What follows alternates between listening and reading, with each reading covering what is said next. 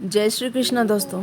महाभारत में द्रोण पुत्र अश्वत्थामा एक ऐसा योद्धा था जो अकेले ही पूरा संपूर्ण युद्ध लड़ने में क्षमता रखता था। कौरवों की सेना में एक से एक योद्धा थे।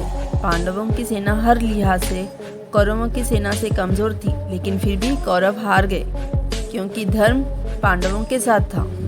महाभारत युद्ध के बाद जीवित बचे 18 योद्धाओं में से एक अश्वत्थामा भी थे। अश्वत्थामा को संपूर्ण महाभारत के युद्ध में कोई हरा नहीं सकता था। वे आज भी अपराजित और अमर है। उनका अमर होना उनके लिए श्राप है या वरदान है, चलिए जानते हैं। पिता और पुत्र की जोड़ी महाभारत युद्ध में पांडवों की हार सुनिश्चित कर दी थी। पांडवों को हारता हुआ देखकर श्री कृष्ण ने युधिष्ठिर से कहा कि कूटनीति अपनाए और पांडवों ने छल पूर्वक गुरु द्रोण की हत्या कर दी। पिता की छल पूर्वक मृत्यु से दुखी होकर अश्वत्थामा ने नारायण शस्त्र का प्रयोग किया। तब पांडवों ने अपना आत्मसमर्पण किया और वो बच गए। जब अश्वत्थामा यह देखता है कि सभी पांडव बच गए हैं तो उसे उस अस्त्र पर संदेह होता है। तब वह अर्जुन पर आग्नेयास्त्र का प्रयोग करता है, लेकिन श्री कृष्ण के कारण अर्जुन फिर भी बच जाता है। अश्वत्थामा को बड़ा क्रोध आता है और वह अपना धनुष फेंक देता है और अपनी विद्या पर संदेह करने लगता है। अश्वत्थामा कृपाचार्य तथा कृतवर्मा की सहायता से पांडवों के शिविर में पहुंचकर सोते हुए 500 पांडवों के पुत्रों को सिर काट देता है। इस घटना से धृष्टद्युम्न जाग जाता है तो अश्वत्थामा उसका भी वध कर देता है। यह देखकर द्रौपदी विलाप करने लगती है। उसके विलाप को सुनकर अर्जुन उस नीच कर्म हत्यारे ब्राह्मण पुत्र अश्वत्थामा के सिर को काट डालने की प्रतिज्ञा लेते हैं। अर्जुन की प्रतिज्ञा सुनकर अश्वत्थामा भाग निकलता है। तब श्री कृष्ण को सारथी बनाकर अर्जुन उसका पीछा करते हैं। अश्वत्थामा को कहीं भी सुरक्षा नहीं मिली तो वह भय के कारण अर्जुन पर ब्रह्मास्त्र का प्रयोग कर देता है। उस ब्रह्मास्त्र के जवाब में अर्जुन भी ब्रह्मास्त्र चला देता है।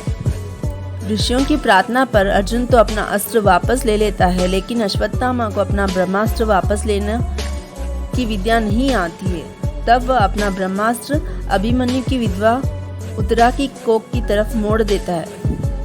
यह देखकर श्री कृष्ण बहुत क्रोधित हो गए और भगवान श्री कृष्ण ने अपने सुदर्शन चक्र से अश्वत्थामा के माथे से मणि को बाहर निकाल दिया, जिससे वह शक्तिहीन और श्रीहीन हो गया।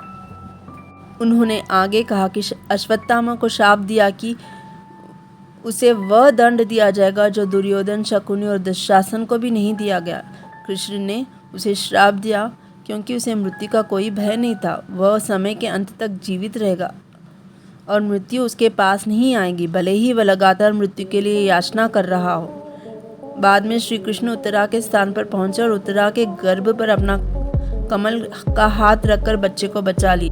श्री कृष्ण ने अश्वत्थामा के पतित कर्मों के कारण ही अश्वत्थामा को अमर होने का श्राप दिया था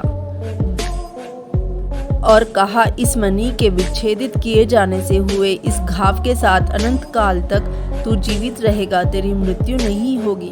तू शारीरिक और मानसिक आघातों की पीड़ा भोगता हुआ उस दुख को अनुभव कर सकेगा जो तूने दूसरों को दिए है और कभी शांति को प्राप्त नहीं होगा।